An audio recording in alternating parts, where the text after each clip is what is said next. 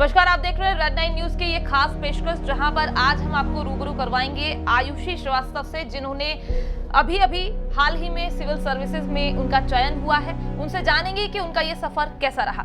आयुषी, आपको बहुत बहुत शुभकामनाएं और आपको आने वाले भविष्य के लिए बहुत बहुत बधाइयां। कैसा रहा आपका ये सफर? आपने कैसे इस फील्ड को चुना और क्या क्या कठिनाइयां आपने देखी? जी, सबसे पहले तो नमस्कार और मैं सभी को धन्यवाद देना चाहती हूँ जो भी लोग मुझे देख रहे हैं। और ये जो मेरा सफ़र है, ये जो जुडिशियल सर्विसेज का मेरा सफ़र है, ये मेरा करीबन 6 वर्षों से मैं निरंतर प्रयास करती आ रही हूँ। ये तभी से स्टार्ट हो गया था जब मैंने फाइनल ईयर में ये डिसाइड किया कि अब मुझे इसकी तैयारी बिल्कुल ज़ोरों शोरों से स्टार्ट कर देनी चाहिए। तो ये बड़ा ही कठिनाई भरा सफ़र था, क्योंकि चैलेंजेस और ये तो बिल्कुल एग्ज़ाम का पार्ट ही होते हैं। तो हर एक स्टेज पे, इवन हर डे जब आप तैयारी करते हैं, तो अगर आपका डेली कोई टारगेट अगर आपने बनाया है, अगर वो फुलफ़िल नहीं हो पा रहा है, तो वो भी अपने आप में एक डेली चैलेंजेस में काउंट होता है। तो एग्ज़ाम प्रोसेस उस दिन से तैयार नहीं होती है जिस दिन से एग्ज़ाम का दिन या एग्ज़ाम का डे डिसाइड होता है। ये एग्ज़ाम प्रोसेस उस दिन से स्टार्ट होती है जिस दिन से आपने तैयारी करने का सोच लिया होता है। आयुषी, ये जो आपने सिविल सर्विसेज में जाने के लिए जो आपने चुना है, आपका जो एम है, ये आपने किसी से इंस्पायर्ड होकर चुना या फिर आपको बचपन से ही इस फील्ड में या कोर्ट कचहरी से थोड़ा सा लगाव था? जी, मुझे जहाँ तक याद है, मैं याद कर पा रही हूँ कि 10th स्टैंडर्ड के बाद में मैंने कहीं ना कहीं मेरा रुझान जो था वो जुडिशरी और सुप्रीम कोर्ट, और मैं कोर्ट्स का जब भी कुछ भी न्यूज़ चैनल्स पे जब भी कुछ आता था तो मैं काफ़ी इंटरेस्टेड फील करती थी उस फील्ड को। तो मैंने उसी टाइम से डिसाइड किया कि क्योंकि लॉ मेरे लिए एकदम नई फील्ड थी। इसके पहले जो है मैंने काफ़ी सारे सब्जेक्ट्स जो अपने 10th स्टैंडर्ड में और स्कूल लाइफ में पढ़ रखे थे, लेकिन ऐसा सब्जेक्ट मैंने कभी नहीं पढ़ा था। तो मुझे लगा कि लॉ फील्ड जो है वो एक्सप्लोर करने के लिए मेरे पास एक बहुत अच्छी अपॉर्चुनिटी है। तो मैंने इस फील्ड को उसी टाइम से डिसाइड किया कि मुझे इसी फील्ड में अब निरंतर आगे बढ़ते रहना है। जैसा कि आप बिटिया हैं, तो एक घर में बिटिया के ऊपर कितनी सारी जिम्मेदारियां होती हैं, मतलब घर का काम भी करना है, बहुत सारी चीजें होती हैं जो एक बेटी को पढ़ाई के साथ साथ भी करनी पड़ती है। हमने भी की हैं, आप भी करती होंगी। तो ये सब चीजों को लेकर आप कैसे आपकी पढ़ाई के शेड्यूल को मैनेज करती थी? जी, जिम्मेदारियाँ तो मैं आपको सच बात ये बताना चाहती हूँ कि मेरे माता और पिता ने कभी भी मेरे ऊपर ऐसा कोई बर्डन नहीं डाला किसी भी जिम्मेदारियों का कि आपको ये काम करना है, या कोई भी फाउंडेशंस पुट ऑन नहीं करे। उनका पूरा फोकस, उनकी लाइफ का एक ही फोकस था कि हमेशा मैं जो है सक्सेस हो जाऊँ, और मैंने जो भी फील्ड चूज़ की है, क्योंकि मुझे कभी प्रेशराइज़ नहीं किया गया कि मैं किस फील्ड में आगे बढ़ूँ। मेरे पापा ने मुझे हमेशा से फ्री रहने दिया कि आप 10th के बाद जो सब्जेक्ट लेना चाहें आप चूज़ कर सकते हैं। 12th के बाद आपको जिस भी फील्ड में एक्सप्लोर करना है आप वो करिए। लेकिन उनका बस एक ही ये मकसद था कि आप जिस भी फील्ड में जाएं उसमें आप टॉप और एक्सीलेंस जो है वो हासिल करें, चाहे वो कोई भी फील्ड हो। तो जब मैंने अपने खुद के स्वयं से ही जब मैंने ये लॉ फील्ड चूज़ की, तो मुझे लगा कि मैं यही इसी फील्ड में आगे बढ़ूँगी। तो जिम्मेदारियाँ जो है वो सब मेरे मम्मी पापा ही पूरी कर लेते थे, मुझे सिर्फ पढ़ाई करने के लिए ही बोला गया था।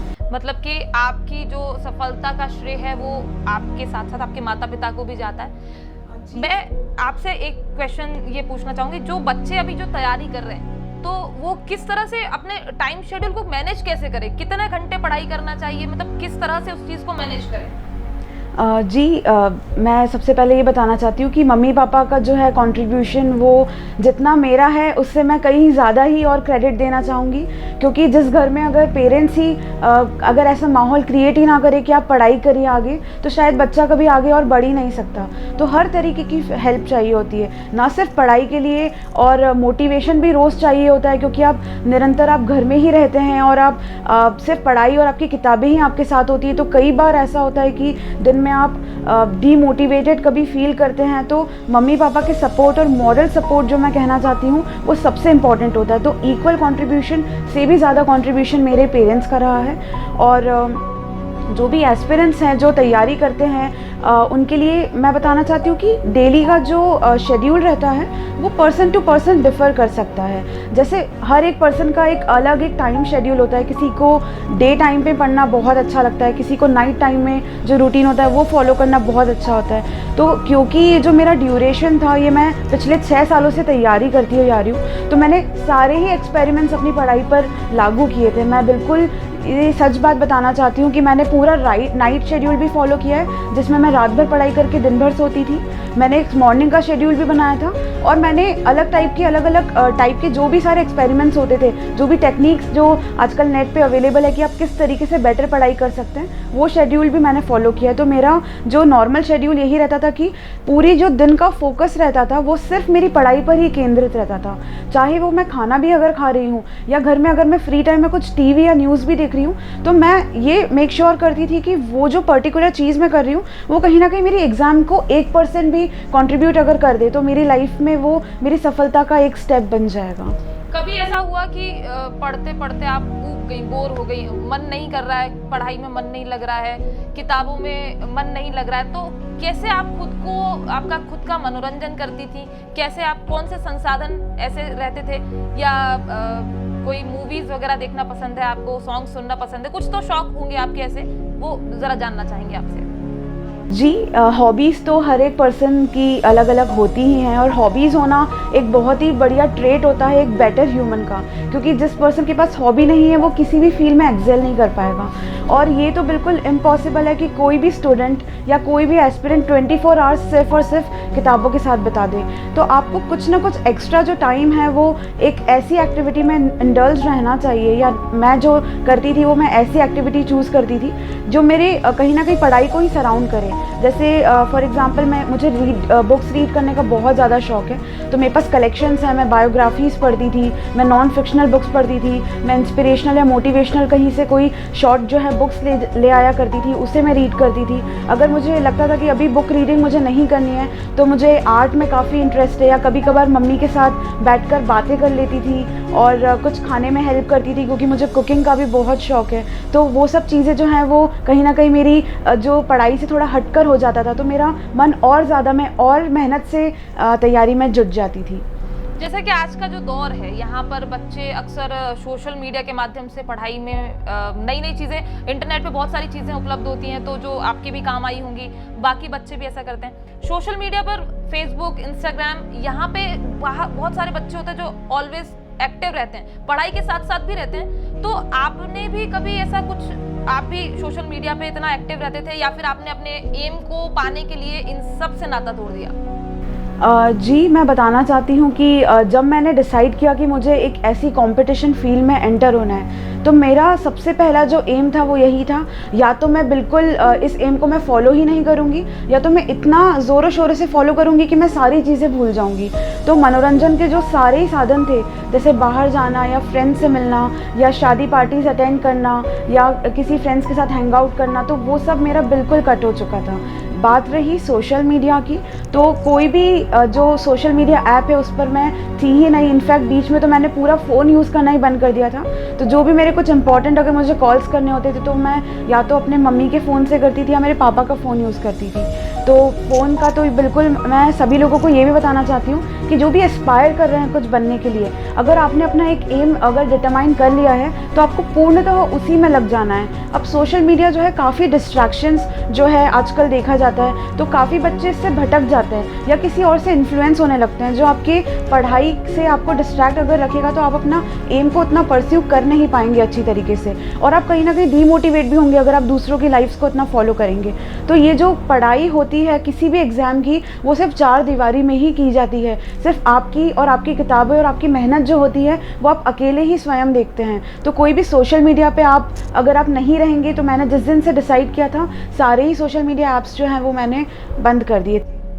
जैसा कि आपने अभी हमको बताया कि आपने शादी पार्टीज में जाना बंद कर दिया, फ्रेंड्स से मिलना बंद कर दिया, सबसे आप कट ऑफ हो गए, तो जो आपके दोस्त या रिश्तेदार जो भी रहते हैं, तो उनकी तरफ से कुछ कभी ऐसा कोई दबाव कि आप तो मिलते नहीं हो या बात नहीं करते हो, इस तरह का कुछ कभी सुनने में आया आपको? मैंने तो इस चीज़ को पूरा जिया है, मैं ये कहूँगी, क्योंकि देखिए ये जो लंबा समय था, जैसे मैंने बताया कि मेरा चौथा प्रयास था, तो इस पूरी ड्यूरेशन में 6 से 7 साल का समय लगा, क्योंकि ये जो एग्ज़ाम्स है ये बहुत ही पेशेंस डिमांड करती हैं। तो क्योंकि ये लॉन्ग टर्म और लॉन्ग फेस प्रोसेस होती है, तो आपको सभी चीज़ें कहीं ना कहीं कट आउट करनी पड़ती है। तो सामाजिक, और क्योंकि ऐसा तो होता ही नहीं कि कोई फैमिली में कोई इवेंट रेगुलरली हो ना रहे हो, कभी कोई फ्रेंड्स का बर्थडे पार्टी होती थी या मुझे कहीं और इन्वाइट किया जाता था, तो पहले तो मुझे नहीं, मेरे पेरेंट्स जो हैं उनको ज़्यादा दिक्कत आई, क्योंकि उन्हीं को वो फेस करना होता था उन लोगों के क्वेश्चंस, और उन्हें ही जवाब देना पड़ता था कि हमारी बेटी आखिर कर क्या रही है घर में, क्योंकि हर किसी के बस की मुझे लगता है ये बात नहीं होती जो आपके एम को समझ पाए। तो मेरे पेरेंट्स ने ही वो फेस किए सारे क्वेश्चंस, लेकिन बाद में तो ऐसा भी रहा कि लोगों ने फिर बात करना ही बंद कर दी, सब लोगों ने मुझसे कट आउट कर लिया। तो मैं अब इस बात से थैंकफुल भी हूँ, क्योंकि कहीं ना कहीं मुझे एंड टाइम पे पता चला कि मेरे जो मेरे फेवर के लोग हैं वो है कौन, और मेरे जो फ्रेंड्स हैं, मेरे जो कुछ ही चुनिंदा मेरे फ्रेंड्स हैं, 3 से 4 जन को मैं अपने उंगलियों पे काउंट कर सकती हूँ, तो वही मेरे जो रियल फ्रेंड्स हैं बस उतने ही बच पाए हैं, और ग्रुप जो है वो तो अब कुछ बचा नहीं है सच। तो जैसा कि आपने अभी हमको बताया कि आपने सबसे कट ऑफ हो गए थे, और इसके बाद में जो लोग आपके साथ थे, अभी जैसे आपने इतनी बड़ी उपलब्धि हासिल की है, तो उनका, और जो लोग आपसे कट गए थे उनका अभी क्या आपको लेकर, क्या मतलब कैसा एक्सप्रेशन रहा, कैसा उनका अनुभव रहा, क्या वो वापस आपको कनेक्ट कर रहे हैं? जी, मैं तो ये बोलना चाहूँगी कि जिस मोमेंट से मेरा रिज़ल्ट आया और जैसे ही ये खबर फैली है पूरे फैमिली में और फ्रेंड सर्कल में, तो अभी तक भी जो है मुझे टाइम नहीं मिल पाया है। मैं अभी तक सबके कॉल्स जो रिसीव भी नहीं कर पाई हूँ, किसी के मैसेजेस का मैं रिप्लाई नहीं कर पाई हूँ। मुझे इतने ज़्यादा ऐसे मेरे जो कुछ फ्रेंड्स हैं जो बचपन में कहीं मुझसे जुड़े हुए थे, उन लोगों तक के मुझे मैसेजेस एंड कॉल्स जो हैं वो आ रहे हैं। तो सभी लोग जो हैं अब वो बेहद खुश हैं। शायद उन लोगों ने मुझे मैंने उनको कहीं उनके प्लान्स जो अटेंड नहीं किए, तो अब वो शायद समझ रहे हैं आपको। आपने जैसे बताया आपको कि 4 अटेम्प्ट के बाद आपको सफलता मिली, तो जब आप 3 जो आपके अटेम्प्ट्स थे उसमें आप सफल नहीं हो पाई थी, तो उस समय आपके ऊपर किस तरह का प्रेशर था? क्या मतलब फैमिली की तरफ से कोई प्रेशर आपने ऐसा महसूस किया? आपका क्या उस समय का अनुभव था? मैं ये बात बोलना चाहूँगी कि कोई भी एस्पिरेंट जब तैयारी करता है किसी भी एग्ज़ाम की, तो वो यही सोचता है कि इस बार उसका फाइनल सिलेक्शन होगा ही होगा। इसी मकसद से वो किताब जो है सुबह खोल के बैठकर पढ़ने बैठता है। तो मुझे लगता है कि जब भी आप असफल होते हैं उस प्रयास में, या अगर आप प्रीलिम स्टेज क्वालिफाई नहीं कर पा रहे, या कभी आप मेंस में भी रुकेंगे, या कभी आप इंटरव्यू तक रुकेंगे, जैसे कि मैंने जो फर्स्ट अटेम्प्ट दिया था उसमें मेरा प्रिलिमिनरी जो राउंड है वो नहीं क्वालिफाई हो पाया था। फिर उसके बाद जो मैंने सेकेंड और थर्ड अटेम्प्ट दिए थे उसमें मैं बिल्कुल ऐसे बाउंड्री पे जैसे कैच आउट होते हैं वैसे ही मैं हुई थी। तो निराशा बिल्कुल हाथ लगती है, और बहुत आप असफलताओं को आप खुद ही झेलते हैं। मुझे लगता है ये जो स्ट्रगल है ये आपकी असफलताओं का खुद ही का स्ट्रगल होता है। तो जो भी लोग हैं वो अगर आपको सपोर्ट नहीं भी कर रहे हैं, वैसे तो मेरी फैमिली की तरफ से मुझे कोई प्रेशर नहीं था। मेरे पेरेंट्स जो थे, अगर कोई बोलता भी था सामने से कि आपकी बेटी कहीं आती जाती नहीं है, या हमने तो उसे कितने सालों से देखा तक नहीं है, या वो क्यों इस एग्ज़ाम के पीछे लगी हुई है जब वो निरंतर असफल हो रही है, तो मेरे पेरेंट्स ने कहा कि जब तक हम लोग तुम्हें पढ़ने दे रहे हैं, जब तक और किसी को की बातों का कोई फ़र्क नहीं पड़ता है, तो हम जब तक आपको सपोर्ट करें तो आप पूरी तरीके से अपनी पढ़ाई कीजिए, और बाहरी दुनिया में जो भी कोई कुछ बोल रहा है वो सब हम हैंडल करेंगे, आपको इस बारे में सोचने की ज़रूरत नहीं है। हमारे साथ आयुषी के पापा भी मौजूद हैं इस समय स्टूडियो में।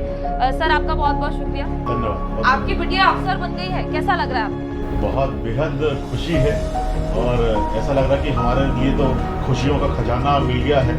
हम बिल्कुल उसकी सफलता से गदगद हैं, और उम्मीद करते हैं कि आने वाले समय में और भी इसमें ये निरंतर प्रगति करेगी, और आने वाले समय में जुडिशल में और भी आगे तक जाएगी। सर, जैसा कि हम लोग जानते हैं कि आप बहुत बेहद सामान्य मध्यम वर्गीय परिवार से हैं और सामान्य वर्ग से हैं, तो आप लोगों के लिए ये कितना मुश्किल रहा ये सफर? क्योंकि अक्सर जनरल कैटेगरी वालों के लिए इस तरह के परीक्षाओं को उत्तीर्ण करना बेहद मुश्किल होता है, आरक्षण या बहुत सारी चीज़ें होती हैं। तो आपके लिए कितना मुश्किल रहा? किस तरह से आपने आपकी बेटी को मोटिवेट किया कि आप आगे बढ़ो, किसी चीज़ से ना डरो?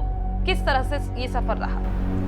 देखो, निराशा तो जरूर होती थी कि जब ये असफल होती थी तो कई बार इसको पता भी नहीं चलता था, हम किनारे जाके बाथरूम में जाके रो देते थे। ऐसे अवसर भी आए हैं कि इसको कैसे भी करके हमको आगे बढ़ाना है, तो उसको कैसे भी करके हम लोग मोटिवेट करते रहते थे। मैंने कहा आपको किसी भी चीज़ की ज़रूरत नहीं है। बीच में ये डिप्रेस हो जाती थी तो बोलती थी हम कहीं जॉब कर लेते हैं, पापा लोग कैसा लगता होगा। तो हम बोलते नहीं, आपको जॉब करने की ज़रूरत नहीं है, आप बिल्कुल आप हमारी तरफ से पूर्णतः स्वतंत्र हैं और आप जो भी करना चाहते हैं आप इसी फील्ड में आगे बढ़ना है। अपने को तो अपना ध्येय बना लिया, अपना लक्ष्य बना लिया है, इस लक्ष्य को आगे रख के और अपने को आगे बढ़ते जाना है और इसी में मेहनत करते जाना। आयुष जी, आपसे जानना चाहेंगे कि आपने अपनी तैयारी के लिए किसी कोचिंग संस्थान की सहायता ली या फिर खुद से ही पढ़ाई किया? जी, जो मेरी सफलता है इसमें मेरे जो गुरुजन हैं उनका बहुत बड़ा हाथ है। तो मैंने जो लॉ की पढ़ाई है वो बिल्कुल की थी, मैंने कोचिंग इंस्टीट्यूट का सहारा लिया था। फिर बाद के जो मेरे अटेम्प्ट्स थे उसमें, क्योंकि मैं चौथा प्रयास है मेरा, तो उसके बाद में मैं फिर घर पर रहकर ही दिन में पढ़ाई किया करती थी। आपको क्या लगता है कि ये इस तरह की परीक्षाएं जो भी होती हैं इनके लिए किसी कोचिंग संस्थान का सहारा लेना ज़रूरी होता है क्या? बहुत सारे बच्चे होते हैं जो कि नहीं अफोर्ड कर पाते, इतनी महंगी महंगी क्लासेस रहती हैं, तो उनको आप क्या बोलना चाहेंगे कि ज़रूरी है कि किसी कोचिंग संस्थान का सहारा लेकर ही आप परीक्षा उत्तीर्ण कर सकते हैं? जी, मैं ये कहूँगी कि जैसे सफलता किसी की मोहताज नहीं होती है, तो उसी तरीके से कोई भी चीज़ आपको कभी रोक नहीं सकती है, चाहे वो फाइनेंशियल प्रॉब्लम हो, चाहे वो कोई सोशल प्रॉब्लम हो। लेकिन अगर आपने खुद ने डिसाइड कर लिया कि मुझे ये अचीव करना है, तो आप स्वयं ही उसे कर सकते हैं। और जैसे कि ये एग्ज़ामिनेशन है, ये चाहे ये जुडिशियल एग्ज़ामिनेशन हो, चाहे कोई सिविल सर्विसेज की एग्ज़ामिनेशन ही क्यों ना हो, हर एस्पिरेंट के लिए लगता है कि कोई बेटर कोचिंग इंस्टीट्यूट हो तो ही वो अचीव कर सकते हैं। हाँ, कोचिंग इंस्टीट्यूट आपको बहुत ज़्यादा हेल्प करते हैं, आप एक मेंटर की तरह रोल प्ले करते हैं। लेकिन जो बच्चे उसे अफोर्ड नहीं कर पाते हैं वो स्वयं ही उसी कंसेप्ट को समझ के एग्ज़ाम डेफिनेटली क्लियर कर सकते हैं। जैसा कि हम सभी जानते हैं कि 135 बच्चों का चयन हुआ है।